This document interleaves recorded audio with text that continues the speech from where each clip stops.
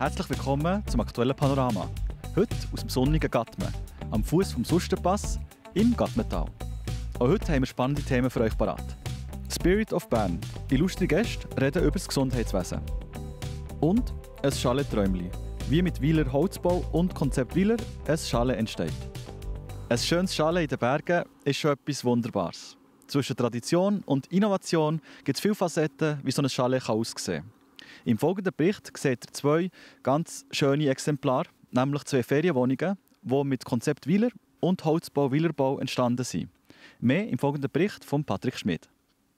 Wir haben jetzt im Dezember unser neues Projekt My Chalet abgeschlossen und damit geht für uns ein großer Wunsch in Erfüllung, dass wir Meiringen eine ganz andere Ferienwohnung anbieten können, wie das, was es sonst schon sehr viel gibt in Meiringen. Wir wollten was sehr Einzigartiges, was Wunderschönes entwickeln und wurden dabei ganz toll von der Firma Weiler, Konzept Weiler, unterstützt und beraten. Das war das Bauland, das Ackermanns schon länger hatte. Die Herausforderung war, es war nicht eine rechtwinklige Parzelle, es war recht verschachtelt. Und aufgrund von dem haben wir natürlich auch die Ausnutzung anschauen, wie wir sie überbauen. Wir haben Ideen und Wünsche für die Bauherrschaft, das ist das eine, die wir natürlich heute gut visualisieren können, auch dass für die Bauherrschaft sehr schnell visuell sichtbar wird und auch dort zum richtigen Ziel kommt. Wir haben natürlich das ganze Baugesetz, das wir berücksichtigen müssen, die ganzen Gegebenheiten und auch die Nachbargebäude, die da sind, wo man auch ein bisschen Rücksicht nehmen darauf, dass so harmonisch in die Umgebung eingeplant wird. Wenn man reinkommt, eröffnet sich sofort diese schöne Atmosphäre, alles in Altholz ausgestattet, sehr modern interpretiert, was wir eben genau so wollten. Und es soll sofort ein heimeliges Gefühl auslösen bei den Gästen. Wir haben ein Schmine in jedem Apartment. Und alles ist auf dem modernsten Niveau ausgerichtet. Die Küche lässt keine Wünsche offen. Man kann ein perfektes Menü zaubern. Das Besondere an unseren Apartments ist, dass wir in jedem Zimmer ein eigenes Duschbad haben, dass jedes Apartment über eine Sauna verfügt. Und in einem Apartment steht dem Gast sogar ein Whirlpool zur Verfügung, der auf der Terrasse steht. Wenn die Gäste sich anmelden, dann spürt man schon die Begeisterung der Gäste für das Objekt, weil sie total im Schwärmen sind, schon im Vorfeld, was uns natürlich sehr viel Freude macht. Wenn man merkt, oh, das stimmt schon sofort, die Chemie, das sind genau die Leute, die das wertschätzen werden. Also ich glaube, es wird sich jeder Gast, der da kommt, wohlfühlen. Die einen, die vielleicht ein bisschen mehr aus das Gemütliche, Harmonische eingestellt sind, die sind sowieso sicher extrem Fan. Und die, die vielleicht eher aus der Modernen kommen, werden auch dort ihren Teil mitbekommen, mit grossen Fensterfronten von innen. Aber ich würde sagen, jeder, der dort in das Haus kommt, wird sich von Anfang an wie daheim fühlen. Es rumort im Schweizer Gesundheitswesen. Und es gibt viel Unmut in der Bevölkerung wegen der steigenden Prämien. Es gibt also viel zu reden, damit die Versorgung und die Behandlungen gleich gut bleiben. Viel geredet ist auch dieses Jahr am Spirit of Bern im Berner Kursaal geworden. Persönlichkeiten aus der Wissenschaft, Wirtschaft, Politik und aus der Bevölkerung treffen sich dort jährlich, um die grossen Themen zu besprechen. Das Mal das Gesundheitswesen. Ich war vor Ort und habe mit den Akteurinnen und Akteuren über das Thema geredet. Mehr dazu im folgenden Bericht. Ja, ich finde es gut, dass man hier eine Plattform hat, wo sich Fachleute, Politikerinnen, Politiker, Wissenschaft können austauschen und gemeinsam über die dringendsten Themen reden können. Ja, es hat einmal mehr bestätigt. Es ist ein hochaktuelles Thema, es ist ein komplexes Thema. Und ich glaube, die Stärke von diesem Spirit ist, dass wir hier die verschiedensten Vertreter haben, von den Stakeholders jetzt im Bereich Gesundheitswesen, die zusammen in einen Dialog kommen und versuchen aufzuzeigen, in welche Richtung wir die Lösungen suchen. Dass es nicht einfach wird sein, ist auch vor allem am föderalen Gesundheitswesensystem.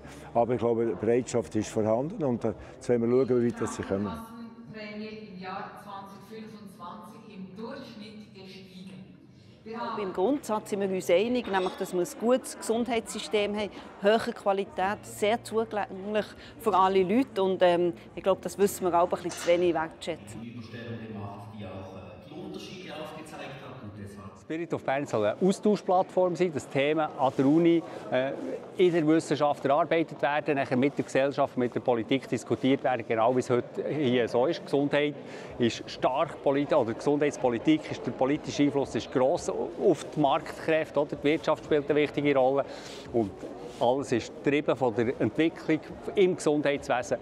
Und dieser Austausch der kann hier passieren und ich finde, er passiert hier in einer sehr spannenden Art und Weise. Digitalisierung werden wir später dann noch diskutieren. Ja, in dem Panel, wo ich dabei war, ist es darum gegangen, was bietet das dänische Gesundheitssystem im Vergleich zum schweizerischen. Und das ist natürlich sehr kontrovers diskutiert worden. Ich finde, man kann diese Systeme nicht unbedingt vergleichen, weil sie sind ganz anders aufgestellt. Man kann von dort natürlich vom dänischen System etwas mitnehmen, aber nach wie vor finde ich, wir müssen es in der Schweiz schaffen, unsere Gesundheitsversorgung zukunftsfähig aufzubauen. Ja, ich glaube, dass das Modell Dänemark hat gesagt, wie eine mögliche Lösung wäre, aber auch nicht für die Schweiz, weil das politische System anders ist. Aber man hat natürlich gewisse Fragmente aus dem heraus, kann man versuchen abzukupfern. Also die sind viel weiter in der Digitalisierung, die sind weiter, dass sie gewisse Anzahl Spitäler reduziert. Und wenn in diese Richtung eine Entwicklung kommt, habe ich das Gefühl, dann wird man nachher in 5 Jahren sagen, wir haben einen Fortschritt gemacht oder in 10 Jahren. Ja, also wichtig ist wirklich, wir haben ein gutes Gesundheitswesen und wir müssen Sorge dafür tragen, dass das auch so bleibt. Das ist zentral. Jetzt in der parlamentarischen Diskussion ist viel am Laufen. Es geht um Kostendämpfung. Also ein Problem sind die hohen Kosten, also eigentlich die hohen Prämien, aber die kommen von den hohen Kosten. Und in der parlamentarischen Diskussion sind jetzt so Kostendämpfungspakete gerade am Laufen.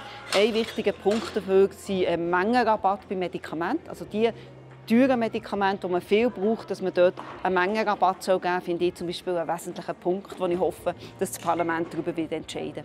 Ja, es ist ein Thema, es ist ein packendes Thema, es ist aber auch ein schwieriges Thema und man sieht, teilweise wird so ein bisschen über heißen Brei geredet und manchmal könnte man so ein bisschen mehr auf den Punkt bringen. Oder man hat über Qualität geredet. Und warum macht man nicht das Qualitätssystem, dass jeder einfach weiss, das sind die guten Spitäler und das sind die weniger guten Spitäler. Und dort hat man das Gefühl, alle haben ein bisschen Angst davor. Man will das gar nicht, man will die Transparenz gar nicht und dadurch spielen die Marktmechanismen gar nicht. Und das hat mich doch erstaunt. Dass an diesen Anlass die Referenten kommen und keiner fragt, ja, was komme ich für ein Honorar über, das spricht eigentlich für einen Anlass. Weil es ist ein Anlass von einer Stiftung, gemeinnützig.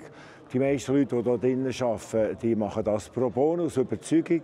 Und die Leute kommen dahin, weil da kann man etwas für die Gesellschaft machen. Ja, es ist sehr spannend, wie da diskutiert wird, auch mit was für einem konstruktiven Ansatz da diskutiert wird. Und natürlich gibt es unterschiedliche Ansichten zu diesen verschiedenen Themen, je nachdem, von welchem Hintergrund dass man diskutiert. Aber mir gefällt es gut und ich finde, das ist etwas, wo man so auch weiterführen sollte.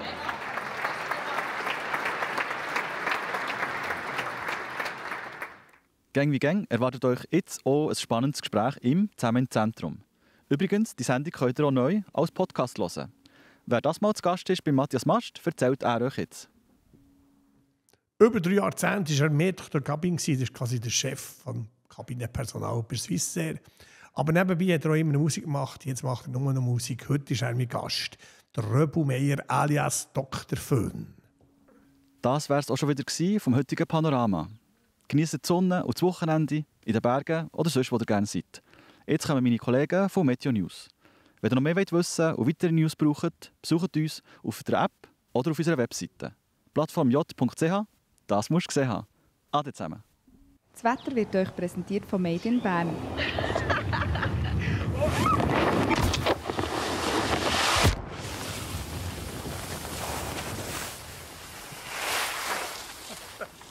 Bärenstarke Winterferien. Made in Bern. Herzlich willkommen zu Ihrem Plattform J-Wetter für den Kanton Bern. Der heutige Freitag hat relativ freundlich gestartet mit viel Sonne. In der zweiten Tageshälfte sind dann die Wolken von Norden her aufgezogen und es ist eine recht bewölkte Sache geworden. Das Höhentief hat sich am heutigen Freitag von Deutschland nach Tschechien verlagert. Am Südrand von dem Höhentief haben wir feuchte Luft, die an die Alpen-Nordseite gelangt. Am Samstag spaltet sich das Höhentief ab, der Luftdruck steigt und das Wetter ist dann grundsätzlich hochdruckbestimmt. In den unteren Schichten verbleibt aber noch eine gewisse Feuchtigkeit. Das führt dann zu diesen Hochnebel- und Nebellagen. Heute in der Nacht ist es veränderlich bewölkt. Morgen am Samstag haben wir dann den meteorologischen Frühlingsanfang. Vom Frühling spürt man aber noch nicht viel. Am Morgen dann wieder die hochnebelartige Bewölkung, die uns begleitet mit einer Obergrenze von gut 2000 Meter. Temperaturmäßig liegen wir am Morgen bei Temperatur um den Gefrierpunkt herum. In der zweiten Tageshälfte ändert sich nicht viel. Es bleibt die hochnebelartige Bewölkung. Über 2000 Meter ist es aber recht sonnig. Temperaturen liegen wir hier zwischen 4 und 6 Grad. Im Flachland weht mäßig bis starke Brise. Das macht die Sache ein bisschen kälter, als es eigentlich ist. Ein Blick auf die Aussichten. Das Wetter bleibt hochdruckbestimmt. Am Sonntag haben wir noch den Hochnebel. Drüber ist es sonnig. In der ersten Märzwoche starten wir mit Hochnebelfeldern. Die Bise schläft dann langsam ein. Und aus Hochnebelfeldern werden Nebelfelder ab dem Dienstag. Das Wetter, der Wettercharakter bestimmt dann auch die restlichen Tage der Woche. Das Thermometer zeigt nach oben, sodass langsam die ersten Frühlingsgefühle aufkommen. Das war es schon wieder vom aktuellen Wetterupdate. Ich wünsche Ihnen noch ein ganz schönes Wochenende. Machen Sie es gut. Ade miteinander.